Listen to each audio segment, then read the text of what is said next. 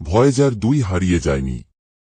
এটি সৌরজগতের এত গভীরে চলে গেছে যে পৃথিবীর মাত্র একটি জায়গা থেকেই এখন সেখানে পৌঁছানো সম্ভব, এবং এখন প্রতিটি কথোপকথনে প্রায় 40 ঘন্টা সময় লাগে। আপনি কি কখনো ভেবে দেখেছেন কেন ভয়েজার একই সব মনোযোগ কেড়ে নেয়?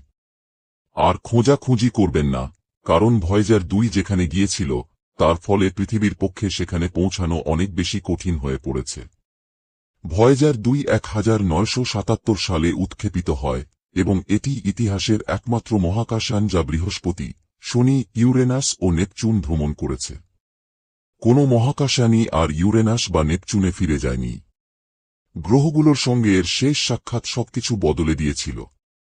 1989 সালে এটি নেপচুনের উত্তর মেরুর উপর দিয়ে অতিক্রম করে এবং তারপর ট্রাইটনের পাশ দিয়ে চলে যায়। নেপচুনের মহাকর্ষ একে তীব্রভাবে নিচের দিকে গ্রহটির কক্ষপথের সমতল থেকে প্রায় 48 ডিগ্রি নিচে বেঁকে দিয়েছিল।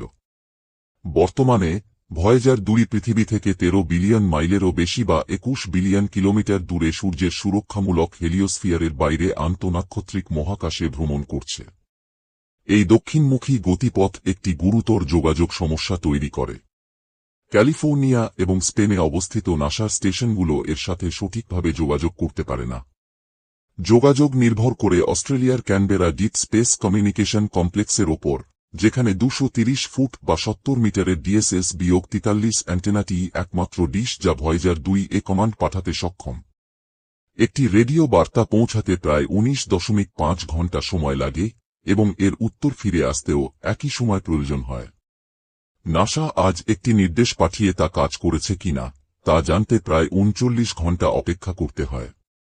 ভয়েজার 2 এখনও আন্তঃনাক্ষত্রিক স্থান থেকে পরিমাপের তথ্য পাঠাচ্ছে, কিন্তু এর প্লুটোনিয়াম শক্তির উৎস প্রতি বছর দুর্বল হয়ে পড়ছে। নাসা ইতোমধ্যেই এর বেশিরভাগ মূল যন্ত্রপাতি বন্ধ করে দিয়েছে। মাত্র 3টি বৈজ্ঞানিক পরীক্ষা সক্রিয় রয়েছে। এর ম্যাগনেটোমিটার, প্লাজমা ওয়েভ সিস্টেম এবং কসমিক রে ডিটেক্টর, কসমিক রে যন্ত্রটি চালু আছে, যদিও এর প্রতিটি অবশিষ্ট ওয়াট ক্রমশ মূল্যবান হয়ে উঠছে। অবশেষে ভয়েজার 2 নীরব হয়ে যাবে, কিন্তু এর চলাচল থামবে না। পৃথিবীর সাথে যোগাযোগ বিচ্ছিন্ন হওয়ার অনেক পরেও মহাকাশযানটি এবং এর সোনালী রেকর্ডটি নক্ষত্রপুঞ্জের মাঝে ভেসে বেড়াতে থাকবে। তাই যখন মানুষ জিজ্ঞাসা করে ভয়েজার 2 কোথায়, তার উত্তর হল এটি হারিয়ে যায়নি। এটি এমন এক জায়গা অন্বেষণ করছে যেখানে আগে কোনো মহাকাশযান পৌঁছায়নি এবং পৃথিবীতে থাকা একমাত্র স্টেশনের মাধ্যমে যোগাযোগ করছে যা এটিকে ফিরিয়ে আনতে সক্ষম। এবার বলুন, ভয়েজার 1 কি সমস্ত মনোযোগের কেন্দ্র, নাকি ভয়েজার 2 আসলে মানবজাতির শ্রেষ্ঠ অভিযাত্রী?